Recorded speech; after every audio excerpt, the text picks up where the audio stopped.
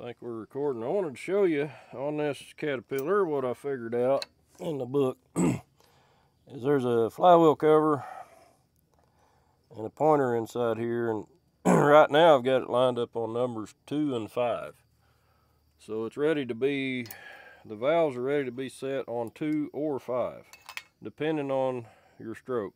So it could be that you're setting on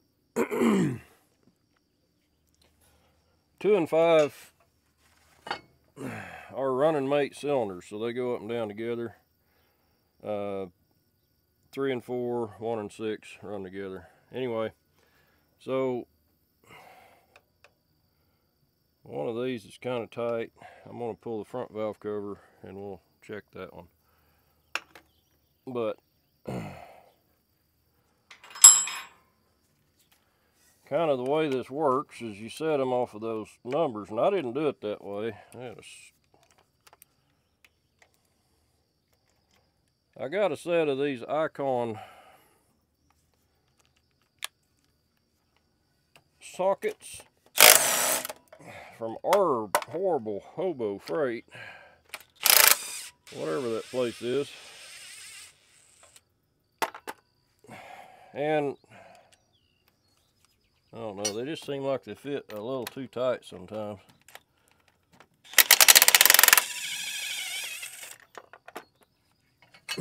They're not as nice as my Matco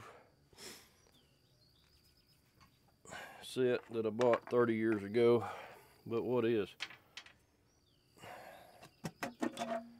Anyway, we'll pull this off of here. Try not to lose anything important. So now we're, okay, I may have been completely off on these valves. They're all tight. So when I checked them, they were really, really loose. Maybe that's the way Caterpillar works. This thing might run better if I get the valve set right on it. I thought I had them closer than what they were. I was wrong. Apparently, I've never seen an engine change that much from cold to hot on the valve clearance. So, learn something every day. Like I say, I don't work on many Caterpillars.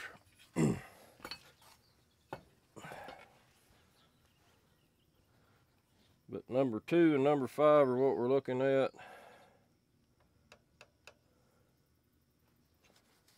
And I believe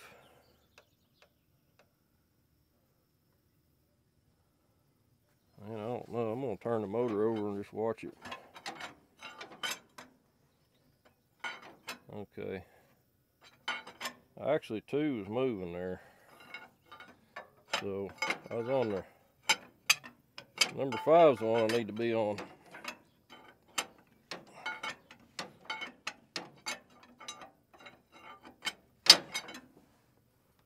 So we might get her running better. We'll see.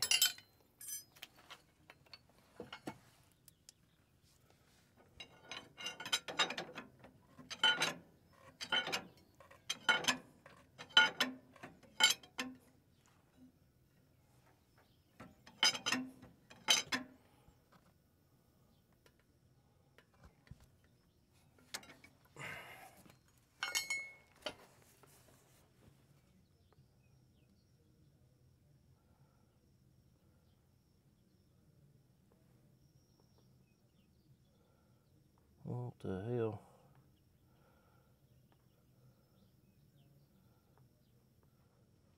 Oh, that's for, that marks for a 4-cylinder.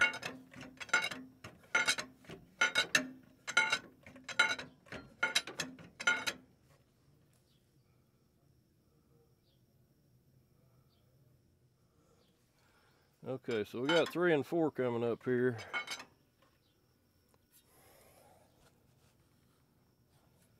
And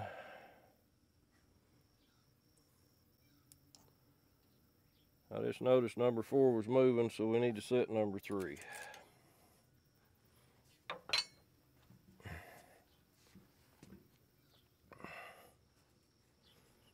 That's That's number 3. It's tight. They're all tight. So I was wrong.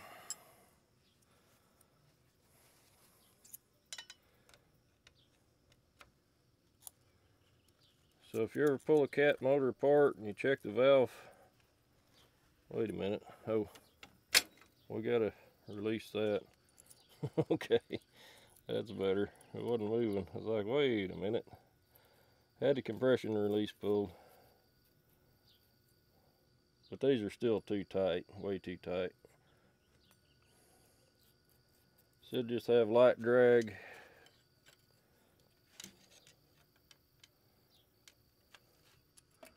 On a number 10 feeler gauge. I will say this, they're not that tight. I mean, they're zero clearance or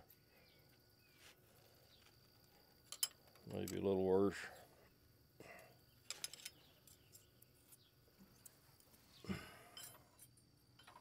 So now we can turn over to the next mark.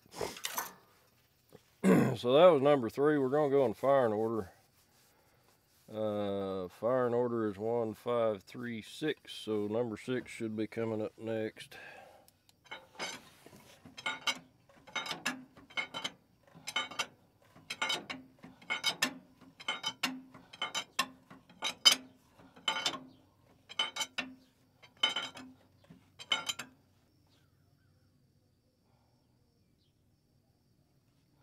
So this mark says 1 and 4 on a 4-cylinder and 1 and 6 on a 6-cylinder.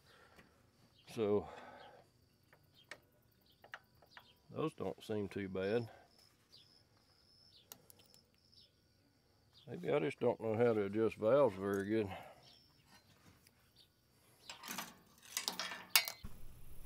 Okay, besides the blade, the issue I'm finding is it's knocking.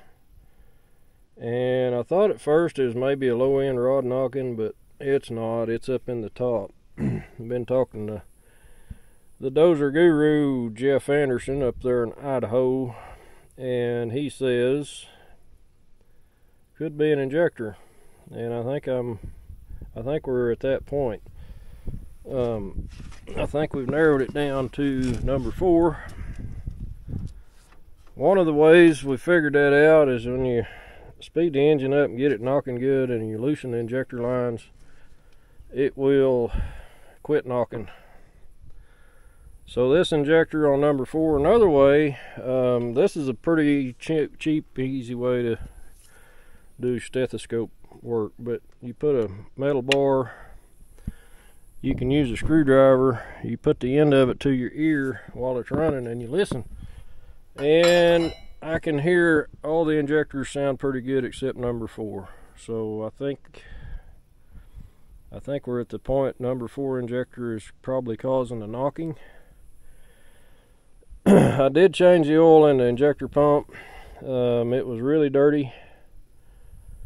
I had to take a piece of wire to get the crud out of it so it would drain. I probably need to run some Seafoam or some Marvel Mystery or something in it and change the oil on it a couple times just to kind of clean it up. It's not good. Also, after talking to Jeff, I've determined this is probably a 24 volt system. So I've just got one battery connected to it, but we'll fire it up here.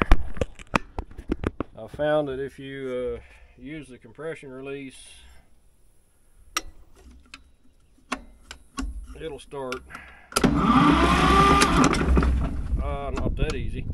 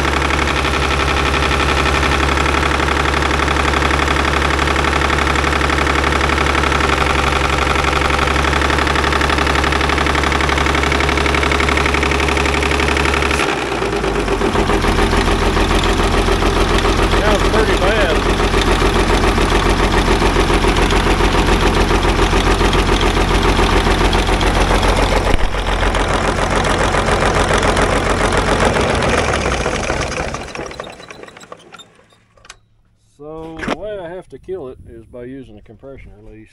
I'm not sure why. There's something in the injection pump that's not right there. Could be because it's all rusted up. Who knows? Anyway, that's kind of where we're at today. I did drive this thing. I drove it back and forth a little bit. The steering works on it. I got oil in the blade control. Blade works. Steering works really good. Brakes work really good. Pretty easy to drive, actually. But I don't want to run it very much with this engine knock the way it is.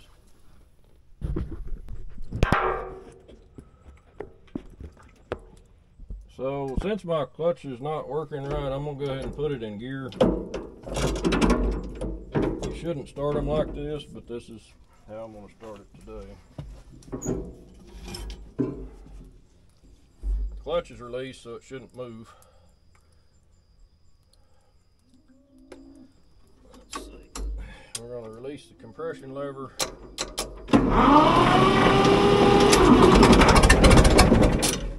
Almost.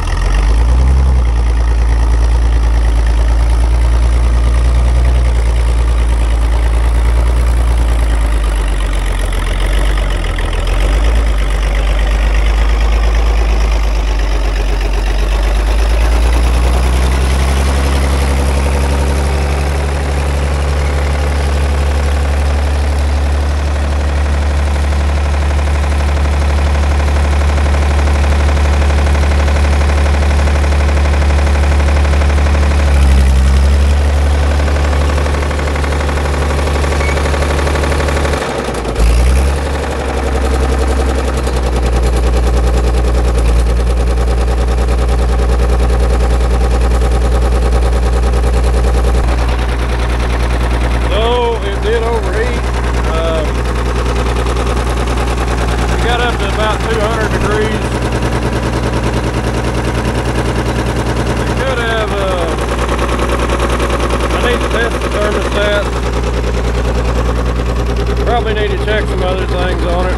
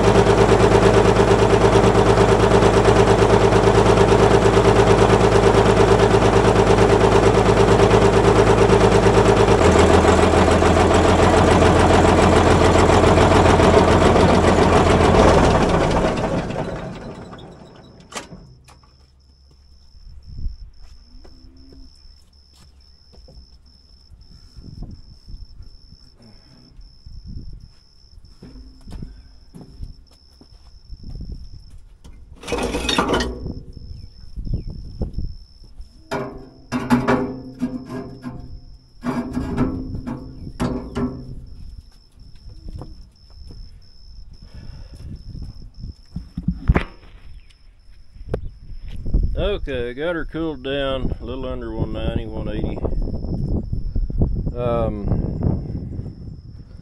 I think we got a couple things going on with overheating, and one of them is probably thermostats aren't opening.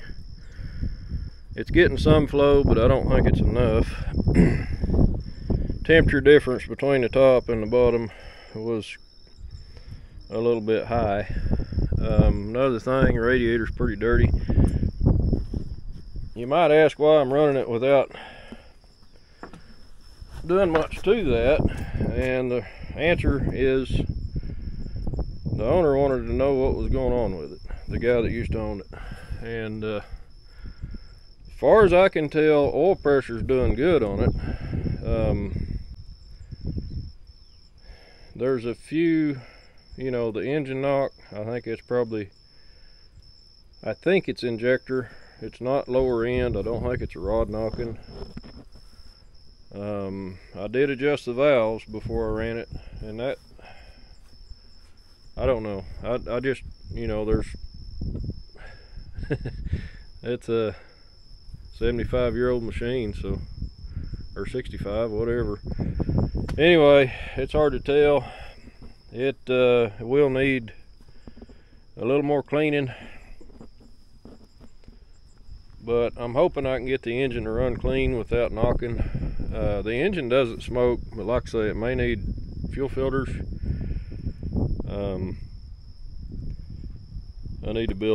I want to build a battery box that's under the hood, I believe.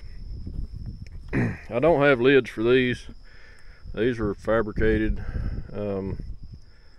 I think it would look cooler if these weren't on it, but maybe I'm wrong. Maybe I ought to leave them on there. I don't know.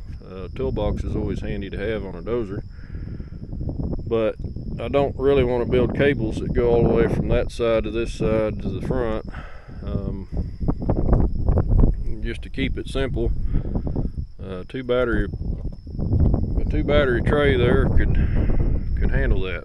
So anyway, that's the update this week on the D6, and I believe it's a 9U. I need to get some paint and kind of try to clean that up a little bit. Overall, it works. Actually works pretty well for what it is. Would you quit? This dog's he likes to chew on things. Yeah, he's a nuisance. Actually, he's a pretty nice doggy. He just makes a mess out of the yard. Yeah, he tears up everything.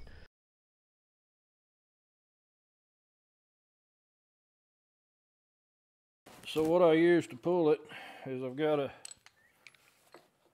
piece of 3/4 all thread, welded a 9/16 fine thread nut to a 3/4 inch all thread nut, or a 3/4 inch standard nut. Anyway, what you do, that 9/16 thread fits right on top of the injector thread, and it's a good fit. So that one had already been out, so of course that was easy.